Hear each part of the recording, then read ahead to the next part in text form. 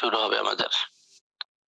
যে ফালাম্মা আহাসসু বা'সানা, ফালাম্মা অর্থ কি? ফালাম্মা, যখন, হ্যাঁ, ফা অর্থ অতঃপর বলতে পারেন। অতঃপর যখন, ফালাম্মা লাম্মা যখন, আহাসসু, আহাসসু অর্থ কি? হাস্সা, আহাসসা মানে অনুভব করা। বুঝতে পেরেছেন? আহাসসু যখন তারা কি করলো? অনুভব করলো। অনুভব করলো। কি অনুভব করলো? বা'সানা, হুম, বা'সানা, বা'সানা মানে আমার শাস্তি। বা'সানা মানে কি? আমার শাস্তি। আমার শাস্তি। হ্যাঁ। তো বা'সানা মানে আমাদের শাস্তি, ওটা না বলে আমরা আল্লাহর দিকে ইশারা করে আমার শাস্তি বলবো, একক অর্থ বলতে পারি। ফালাম্মা আহাসু বা'সানা, অথবা যখন তারা অনুভব করলো বা'সানা আমার শাস্তি, ইযা হুম মিনহা ইয়ারকুদুন, ইযা হুম মিনহা ইয়ারকুদুন। হুম, হুম। ইযা হুম মিনহা ইয়ারকুদুন, তখন তারা তা থেকে পলায়ন করতে লাগলো। ইয়ারকুদুন মানে পলায়ন করা। বুঝতে পেরেছেন? ইযা হুম মিনহা ইয়ারকুদুন, তখন তারা তা থেকে পলায়ন করতে লাগলো। মানে যখন শাস্তি অনুভব করলো, তখন তারা তা থেকে পলায়ন করতে লাগলো। ইয়ারকুদুন, যে ফালাম্মা আহাসসু বা'সানা, অথবা যখন তারা আমার শাস্তি অনুভব করলো, ইযা হুম মিনহা ইয়ারকুদুন, তখন তা থেকে তারা পলায়ন করতে লাগলো। তারপর লা তারকুদু, অর্থ বলেন দেখি। লা তারকুদু, তোমরা পলায়ন করো না। হ্যাঁ, তোমরা পলায়ন করো না। অরজিউ, এমন ফিরে আসো। হ্যাঁ, ফিরে আসো। মাশাআল্লাহ। অরজিউ, ফিরে এসো। ইলা মা উতরিফতুম ফিহি, ইলা মা উতরিফতুম ফিহি। ইলা মা মানে যার কাছে, তার কাছে, যা উতরিফতুম তোমাদের ভোগ সম্ভার দেওয়া হয়েছে। বুঝতে পেরেছেন? তোমাদের ভোগ সম্ভার হিসাবে যা দেওয়া হয়েছে তার কাছে, এটা বলতে পারেন। এবং তোমাদের ভোগ সম্ভার হিসাবে যা দেওয়া হয়েছে, মানে ভোগ বিলাসের জন্য যে উপকরণ দেওয়া হয়েছে, এটা বলতে পারেন। তোমাদের ভোগ ভোগ বিলাসের জন্য যে উপকরণ দেওয়া হয়েছে তার দিকে ফিরে আসো। অমাসাকিনিকুম, এবং তোমাদের বাসস্থানের দিকে। বুঝতে পেরেছেন? আবার বলছি, লা তারকুদু অর্থ কি? তোমরা পলায়ন করো না, পলায়ন করো। তোমরা পলায়ন করো না। আল্লাহ তাআলা বলছেন ওয়ারজিউ, অর্থ এবং ফিরে আসো।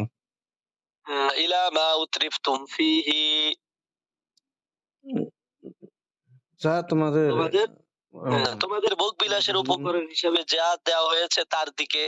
ওয়ামাসাকিনিকুম, এবং বাসস্থানে, এবং তোমাদের তোমাদের বাসস্থানে। বাসস্থানের দিকে। এবং তোমাদের বাসস্থানে তোমরা ফিরে আসো। লাআল্লাকুম তুসআলুন, লাআল্লাকুম তুসআলুন, হয়তো তোমরা তুসআলুন, তোমরা জিজ্ঞাসিত হবে। কি হবে?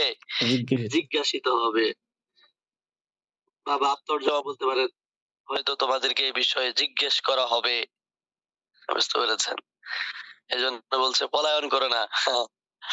ওই সময় পলায়ন করে লাভ হইব না। কোথায় যাবে? পলায়ন করে কোথায় যাওয়ার কোনো সুযোগ আছে? বলেন দেখি। না, আল্লাহ তাআলার শাস্তি থেকে পলায়ন করার কোনো সুযোগ আছে?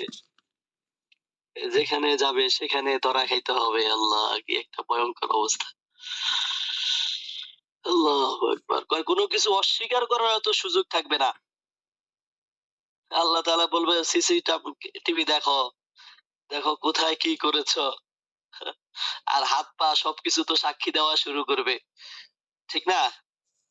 জি আল আছে। ইয়াউমা নাখতিমু, সূরা ইয়াসিনের মধ্যে আছে না? আল ইয়াউমা নাখতিমু আলা আফওয়াহিহিম, আল ইয়াউমা নাখতিমু আলা আফওয়াহিহিম, আজ আমি তাদের মুখে মোহর মেরে দিব। ওয়া তুকাল্লিমুনা আইদিহিম, তাদের হাত আমার সাথে কথা বলা শুরু করবে।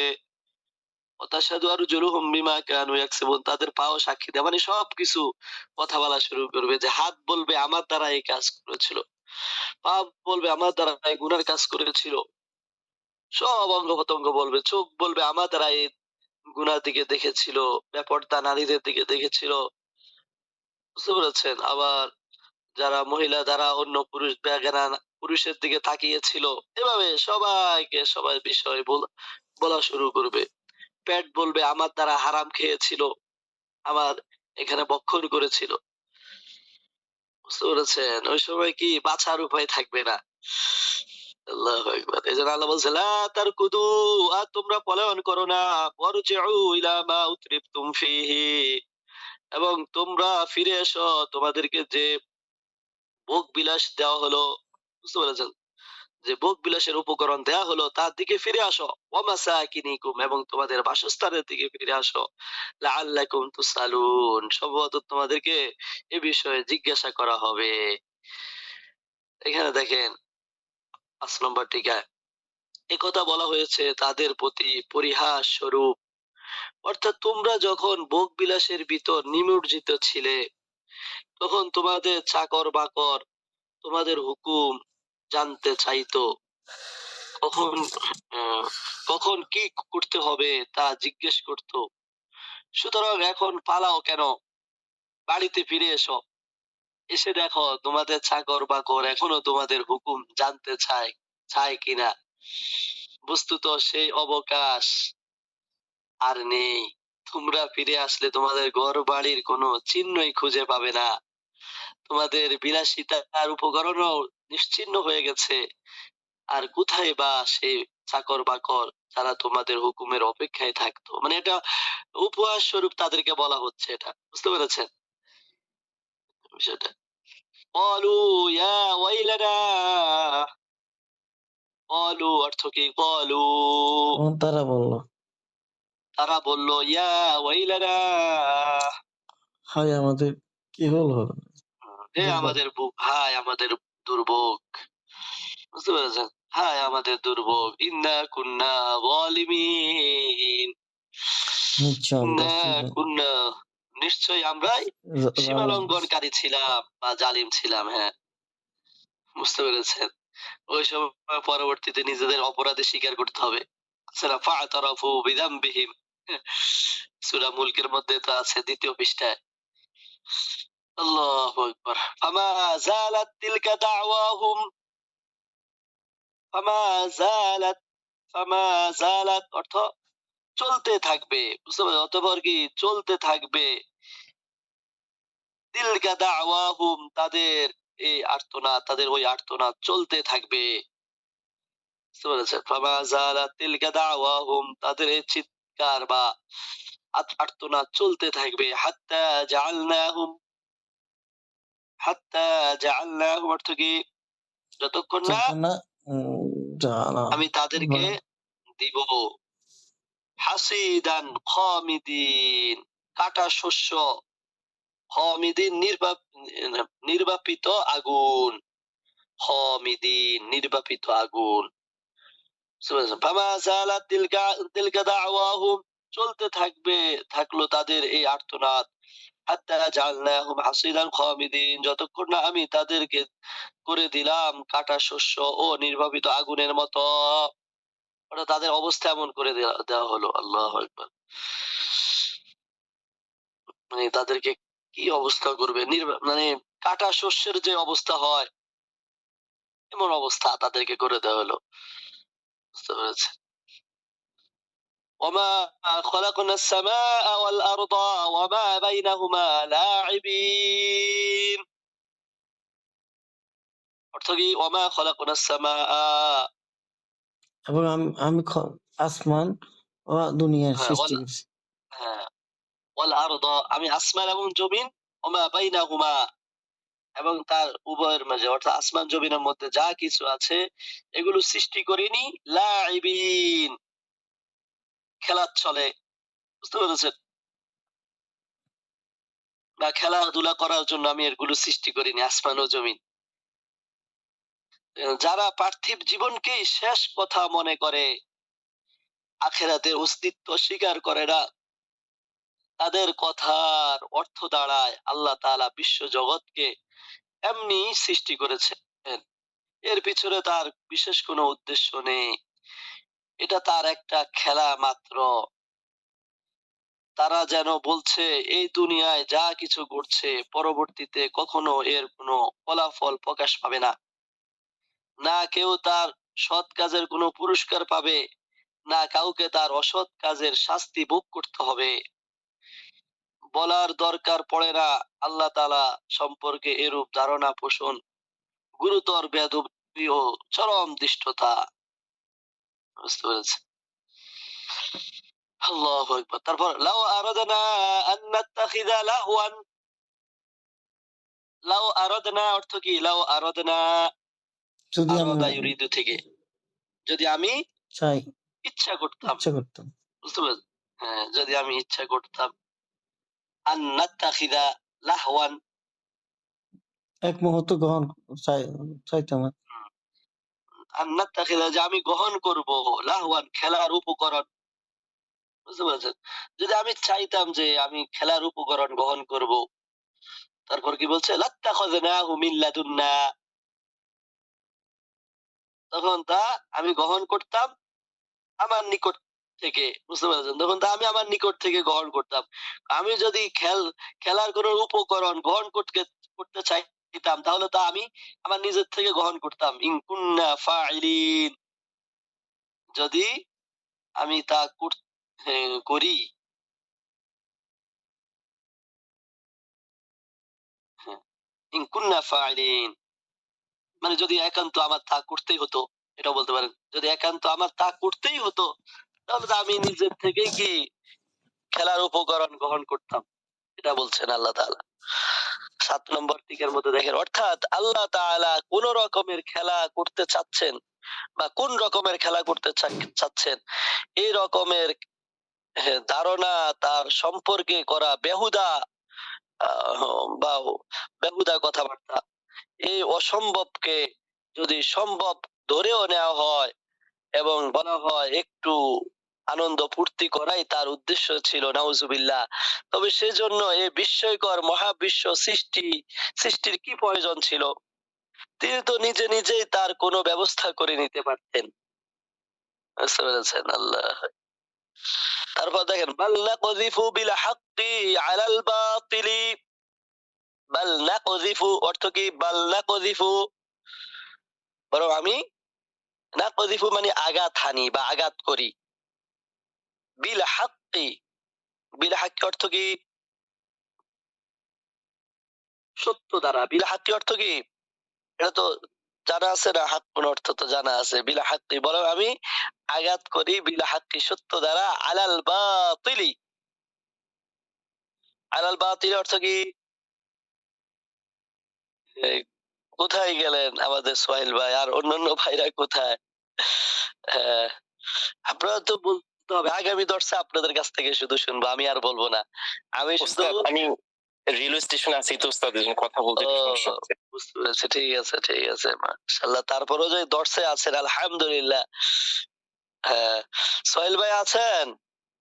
হ্যাঁ, হ্যাঁ, আপনারা কিন্তু আগামী দর্শে বলবেন এখন থেকে। আমি শুধু শুনবো, শুধু দর্শে নিয়া। হ্যাঁ, ঠিক আছে। বাল নাকযিফু বিল হাক্কি, বরং আমি আঘাত করি বিল হাক্কি সত্য দ্বারা, আলাল বাতিলি মিথ্যার উপর, ফায়াদমাগুহু অতঃপর তা সেটাকে চূর্ণ বিচূর্ণ করে দেয়। বুঝতে পেরেছেন? মানে সত্য তাকে কি বাতিলকে কি করে ফেলে? চূর্ণ বিচূর্ণ করে ফেলে বা নিশ্চিহ্ন করে ফেলে। ফাইদা হুয়া যাহিক, বলে তখন তা যাহিক নিশ্চিহ্ন হয়ে যায়। যাহিক মানে কি? নিশ্চিহ্ন হয়ে যায়। ৮ নম্বর টিকা দেখেন, অর্থাৎ ৮ নম্বর, হ্যাঁ, ফাইদা হুয়া যাহিক, অর্থাৎ খেলাধুলা ও আনন্দ ফুর্তি করা আমার কাজ নয়। আমি যা কিছু করি তা হক ও সত্যই হয়ে থাকে।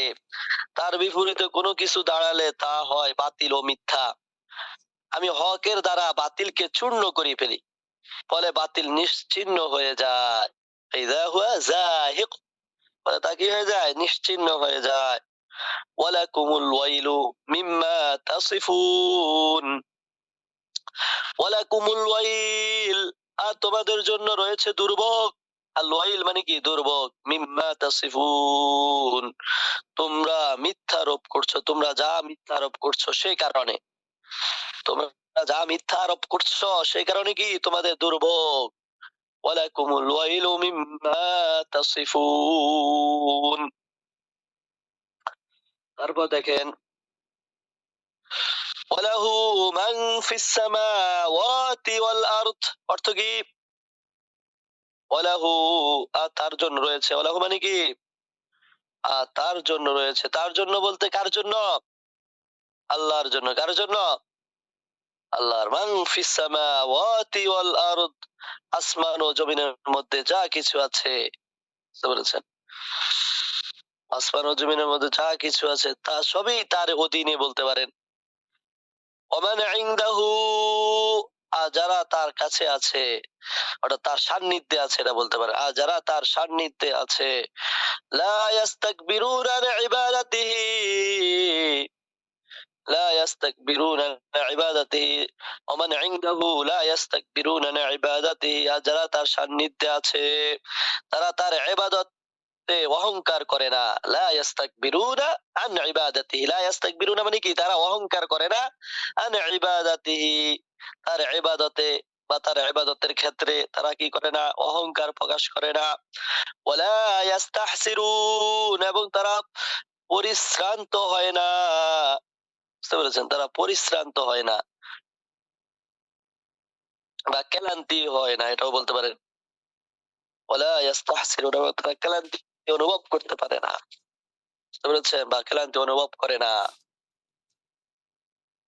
যে ফেরেশতাদের কথা বলছে তারা তো আল্লাহর ইবাদত জিকির করে বা তাসবিহ এগুলো ইয়ে করে তো তারা কি হয় না, ক্লান্ত হয় না, ওটাই বলা হচ্ছে যে ওয়ালাহু মান ফিস সামাওয়াতি ওয়াল আরদ, আসমান সমূহ জমিনে যা কিছু আছে সব তারই অধীন, সবই কি তারই অধীন। ওয়ামান ইনদাহু লা ইয়াস্তাকবিরুনা আন ইবাদাতিহি, আর যারা তার সান্নিধ্যে আছে তারা তার ইবাদতে অহংকার করে না। লা ইয়াস্তাকবিরুনা মানে অহংকার করে না।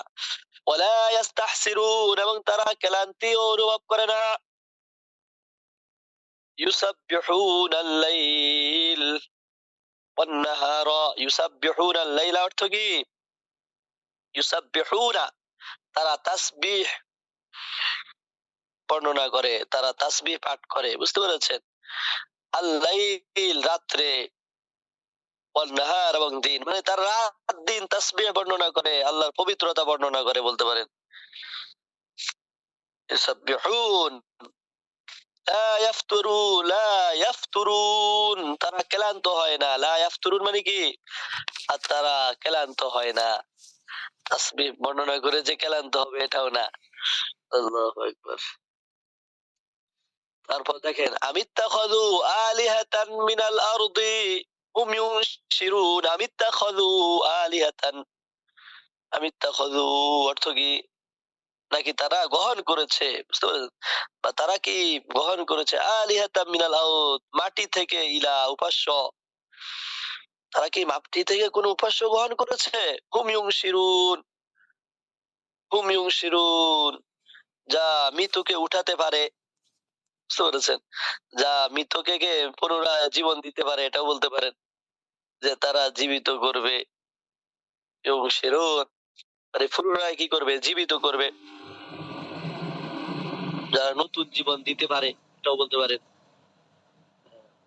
আমিত্তাখাযু আলিহাতাম মিনাল আরদ তবে কি তারা জমিন থেকে এমন মাবুদ বানিয়েছে, হুম ইউনশিরুন যারা নতুন জীবন দিতে পারে, বুঝতে পেরেছেন?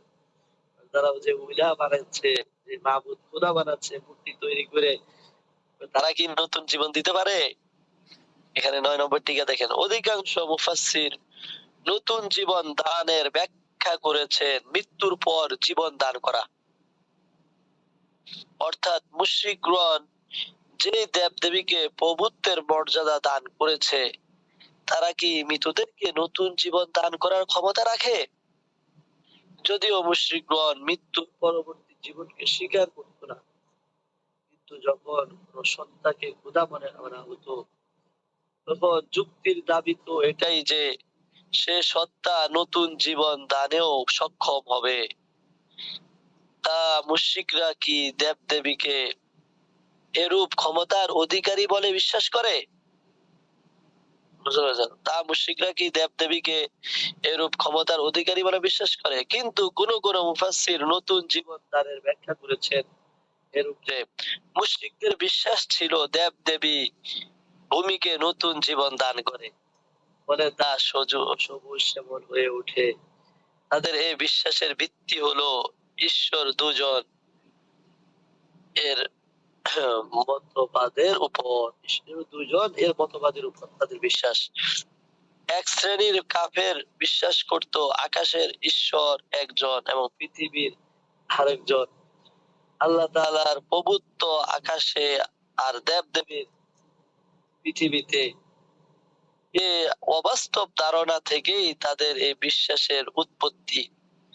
সেটাকে রদ করে বলা হয়েছে, তোমরা যাদেরকে পৃথিবীর প্রভু মনে করছো তারা কি পৃথিবীতে সঞ্জীবিত করার ক্ষমতা রাখে?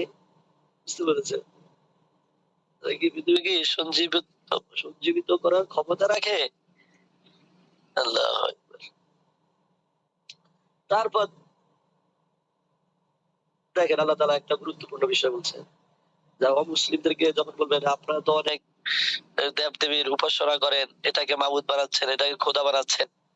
তো এখানে আল্লাহ তাআলা কি বলছেন, লাউ কানা ফীহিমা আলিহাতুন ইল্লাল্লাহ লাফাসাদাতা। এটা কিন্তু দাওয়াতের একটা গুরুত্বপূর্ণ আয়াত। বুঝতে পেরেছেন? এই আয়াতটা মুখস্থ করে নিবেন, এটা কাজে আসবে দাওয়াতের ক্ষেত্রে। কি এই আয়াতটা গুরুত্বপূর্ণ, কাজে আসবে। সোহেল ভাই আছেন? নাম। হ্যাঁ, উনি মনে হয় আবার ব্যস্ত আছেন।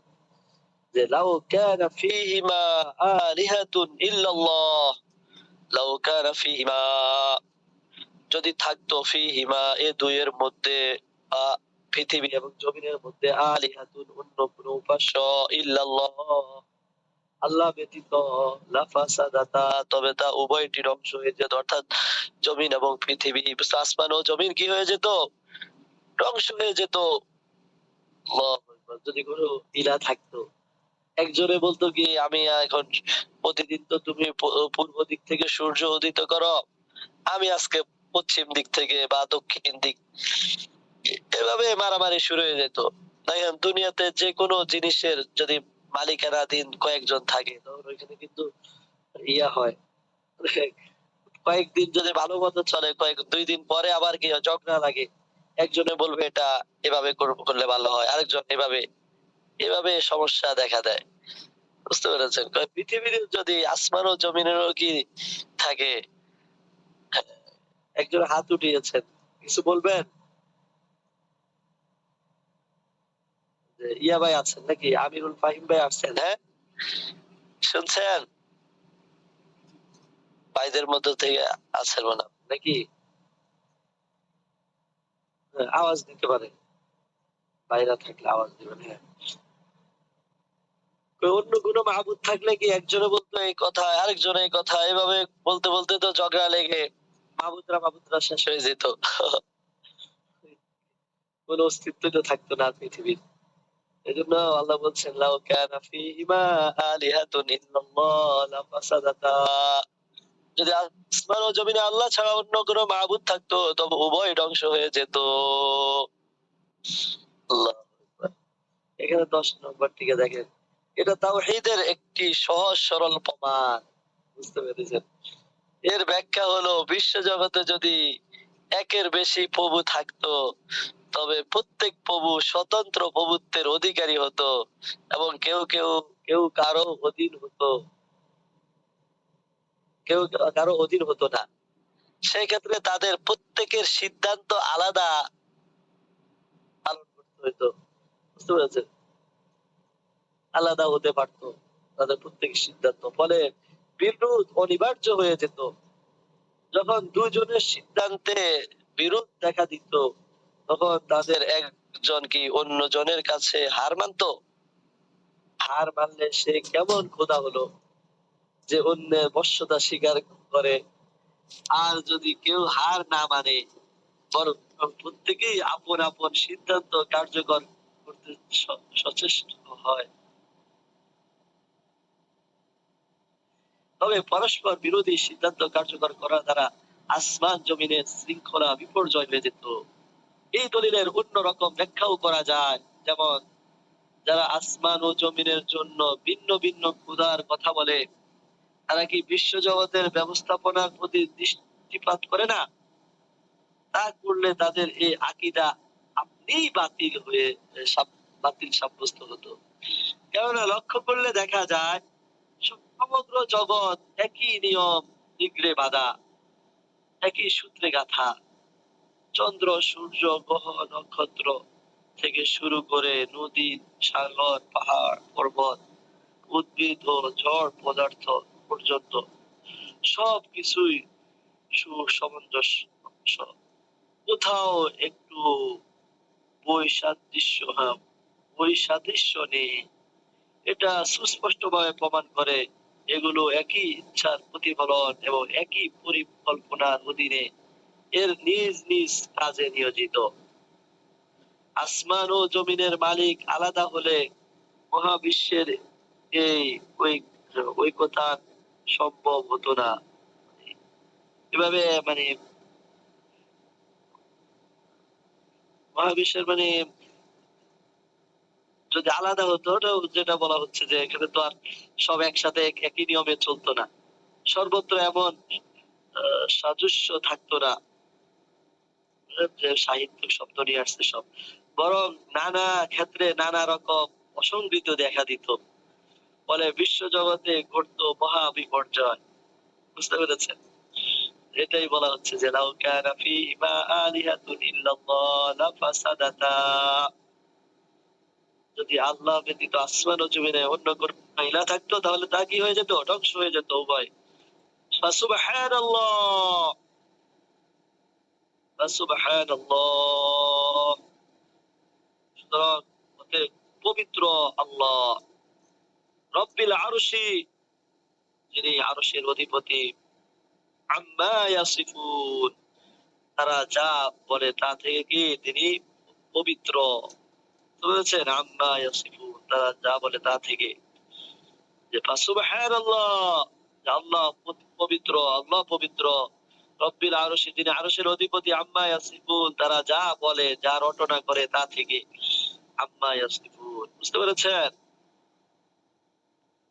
আল্লাহ উত্তর দিয়ে দিচ্ছেন, লা ইউসআলু আম্মা ইয়াফআলু, লা ইউসআলু, তিনি জিজ্ঞাসিত হবেন না, আম্মা ইয়াফআলু, তিনি যা করেন সে সম্পর্কে, ওহুম ইউসআলুন, বরং তারা জিজ্ঞাসিত হবে। তারা কি হবে? জিজ্ঞাসিত হবে। আল্লাহ যা করেন সে ব্যাপারে তাকে কি হবে না? জিজ্ঞাসিত হবে না আপনি। ওহুম ইউসআলুন, অথচ তারাই জিজ্ঞাসিত হবে, জবাবদিহি করতে হবে তাদের। আমিত্তাখাযু মিন দুনিহি আলিহাতান, এখানে লক্ষ্য করেন, আমিত্তাখাযু, এখানে আমার তো কি বলতে পারেন, ইত্তাখাযু, তারা গ্রহণ করেছে, মিন দুনিহি, তাকে ব্যতীত, আলিহাতান, অন্য ইলাহ, নাকি তারা তাকে ব্যতীত অন্য কোন ইলাহ গ্রহণ করেছে? তাহলে আপনি বলুন, আপনি বলে দিন, হাতু বুরহানাকুম, তোমরা তোমাদের দলিল প্রমাণ কি করো, উপস্থাপন করো। হাতু নিয়ে আসো। বুঝতে পেরেছো? হাতু, তোমরা আনো, বুরহানাকুম, তোমাদের দলিল প্রমাণ। বুঝতে পেরেছেন? তোমাদের প্রমাণ কি আসো, নিয়ে আসো। হাদা যিকরু মান মাইয়া, এটা উপদেশ, যিকরু মান মাইয়া, আমার সাথে আছে তাদের, ওয়া যিকরু মান ক্বাবলি, এবং যারা আমার পূর্বে ছিল তাদেরও কি একই উপদেশ। বুঝতে পেরেছেন? আল আকসারুহুম লা ইয়ালামুনা আল হাক্কা, বরং তাদের অধিকাংশ লা ইয়ালামুনা আল হাক্কা, সত্য জানে না। ফাহুম মুরিদুন, ফলে তারা মুখ ফিরিয়ে নেয়, না বুঝে, সত্য না জেনে কি মুখ ফিরিয়ে নেয়। বুঝতে পেরেছেন? আয়াতের তর্জমা সহজ আছে, এটা আপনাদের পিছনে পড়ার মধ্যেই, পড়া থেকে এগুলো নতুন শব্দ না। যে আমিত্তাখাযু, নাকি তারা গ্রহণ করেছে, মিন দুনিহি আলিহা, তাকে ব্যতীত অন্য কোন ইলাহ। কুল হাতু বুরহানাকুম, আপনি বলুন তোমরা তোমাদের দলিল প্রমাণ নিয়ে আসো। হাদা যিকরু মান মাইয়া, এটা উপদেশ যারা আমার সাথে আছে, ওয়া যিকরু মান ক্বাবলি, এবং যারা আমার পূর্বে ছিল তাদের জন্য উপদেশ। বাল আকসারুহুম লা ইয়ালামুনাল হাক্কা, বরং তাদের অধিকাংশ সত্যকে জানে না। ফাহুম মুরিদুন, পরে তারা মুখ ফিরিয়ে নেয়। আল্লাহ তাআলা যে এক, এর এক বুদ্ধি ভিত্তিক প্রমাণ তো পূর্বের আয়াতে বর্ণিত হয়েছে এবং উপরের টিকায় তার ব্যাখ্যাও দেওয়া হয়েছে। এবার এই আয়াতে নকলি দলিল বর্ণিত হচ্ছে যে সমস্ত আসমানি কিতাবে সর্বোচ্চ গুরুত্বের সাথে যে বিষয়টা বর্ণিত হয়েছে তা হলো তাওহীদের আকীদা। কুরআন মাজিদে তো বটেই, এর আগেও যত কিতাব নাজিল করা হয়েছে এই আকীদাই ছিল সবগুলোর প্রধান প্রতিপাদ্য। বুঝতে পেরেছেন? আল্লাহু আকবার। তারপর দেখেন, ওমা আরসালনা মিন ক্বাবলিকা মির রাসূলিন ইল্লা নূহি ইলাইহি আন্নাহু লা ইলাহা ইল্লা আনা ফা'বুদুন। কি সুন্দর অর্থ! আল্লাহু আকবার। যে ওমা আরসালনা মিন ক্বাবলিকা, আমি আপনার পূর্বে, ওমা আরসালনা মিন ক্বাবলিকা, আমি আপনার পূর্বে পাঠাইনি মির রাসূলিন কোন রাসূলকে, ইল্লা নূহি, তবে আমি নূহি ইলাইহি, তার কাছে এই ওহী করেছি, এই বার্তা দিয়েছি, আন্নাহু লা ইলাহা, যে তিনি ব্যতীত কোন ইলাহ নাই, লা ইলাহা ইল্লা আনা, মানে আমি ব্যতীত কোন ইলাহ নাই, ফা'বুদুনি, সুতরাং তোমরা আমার, ফা'বুদুনি, সুতরাং তোমরা আমারই ইবাদত করো। মানে আমি মিন ক্বাবলি, আমি তোমার পূর্বে, মানে ইসবাতের তর্জমা করতে পারেন। ওমা আরসালনা মিন ক্বাবলিকা মির রাসূলিন ইল্লা নূহি ইলাইহি, অর্থাৎ আমি তোমার পূর্বে যে রাসূলে পাঠিয়েছি তার কাছে এই ওহী করে, এই ওহী করলাম যে আন্নাহু লা ইলাহা, তা অর্থাৎ লা ইলাহা ইল্লা আনা, যে আমি ব্যতীত কোন ইলাহ নাই, ফা'বুদুনি, সুতরাং তোমরা আমার ইবাদত করো। বুঝতে পেরেছেন? সহজ তর্জমা। وقالوا اتخذ الرحمن ولدا سبحانه, وقالوا, আর তারা বললো, وقالوا মানে কি, তারা বললো ইত্তাখাযুর রহমানু, ইত্তাখাযুর রহমানু, যে রহমান গ্রহণ করেছে, নাউযুবিল্লাহ, আল্লাহু আকবার।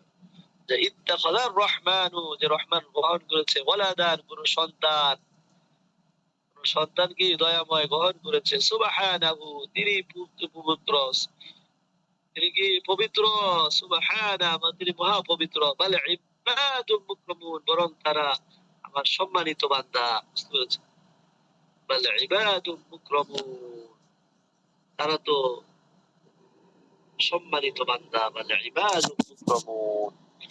এখানে টিকা দেখেন, 12 নম্বর টিকার মধ্যে যাবো। আরবগণ ফেরেশতাদেরকে আল্লাহ তাআলার কন্যা বলতো, আয়াতে সেটাই রদ করা হয়েছে। বুঝতে পেরেছেন? যে ফেরেশতাদেরকে আল্লাহর কন্যা বলতো, নাউযুবিল্লাহ। তো এখানে বলা হচ্ছে বলে ইবাদুল মুকরামুন, বরং তারা সম্মানিত বান্দা। লা ইয়াসবিকুনাহু বিল কওল, লা ইয়াসবিকুনাহু বিল কওল, যে লা ইয়াসবিকুনা, যে তারা তার আগে বাড়তে পারে না, লা ইয়াসবিকুনা মানে তার আগে যেতে পারে না, বাড়তে পারে না, বিল কওলি, কথার ক্ষেত্রে। লা ইয়াসবিকুনাহু বিল, সাবাকা ইয়াসবিকু মানে এই ইয়া করা, অগ্রসর হওয়া, আগে বেড়ে যাওয়া। বুঝতে পেরেছেন? যে লা ইয়াসবিকুনাহু বিল কওল, যে তারা তার আগে কথা বলতে পারে না, এটা বলতে পারেন, লা ইয়াসবিকুনাহু বিল কওল, তারা তার আগে কথা বলতে পারে না, ওহুম বিআমরিহি ইয়ামালুন, এবং তারা তো তার আদেশেই কাজ করে থাকে, ওহুম বিআমরি, অথচ তারাই তো তার আদেশেই কি কাজ করে থাকে। বুঝতে পেরেছেন? তারপর ইয়ালামু মানে আল্লাহ তাআলা ইয়া সব বর্ণনা করতেছেন, গুণ বর্ণনা করতেছেন, যে ইয়ালামু মা বাইনা আইদিহিম ওয়া মা খালফাহুম, ইয়ালামু, তিনি জানেন, মা বাইনা আইদিহিম, তাদের সামনে যা আছে, ওয়া মা খালফাহুম, এবং তাদের পিছনে যা আছে, সব কিছুকে জানেন, আল্লাহ জানেন, তিনি জানেন। ওয়ালা ইয়াশফাউনা, এবং তারা সুপারিশ করবে না, ইল্লা লিমান ইরতাদা, তবে তার জন্য, তার জন্য যার প্রতি ইরতাদা তিনি সন্তুষ্ট হয়েছেন সে ব্যতীত কেউ কি করতে পারবে না, সুপারিশ করতে পারবে না। আল্লাহু আকবার। ওয়া হুম মিন খাশিয়াতিহি মুশফিকুন, এবং তারা তার ভয়ে কারণে থাকবে কি ভীত, মুশফিকুন ভীত থাকবে। বুঝতে পেরেছেন? ইয়ালামু মা বাইনা আইদিহিম ওয়া মা খালফাহুম, তাদের সম্মুখে ও পশ্চাতে বলতে পারেন, বা তাদের সামনে এবং পিছনে যা কিছু আছে তিনি তা জানেন। বুঝতে পেরেছেন? ওয়ালা ইয়াশফাউনা ইল্লা লিমান ইরতাদা, তারা শুধু তাদের জন্য সুপারিশ করে যাদের প্রতি তিনি সন্তুষ্ট হয়েছেন, এটা বলতে পারেন।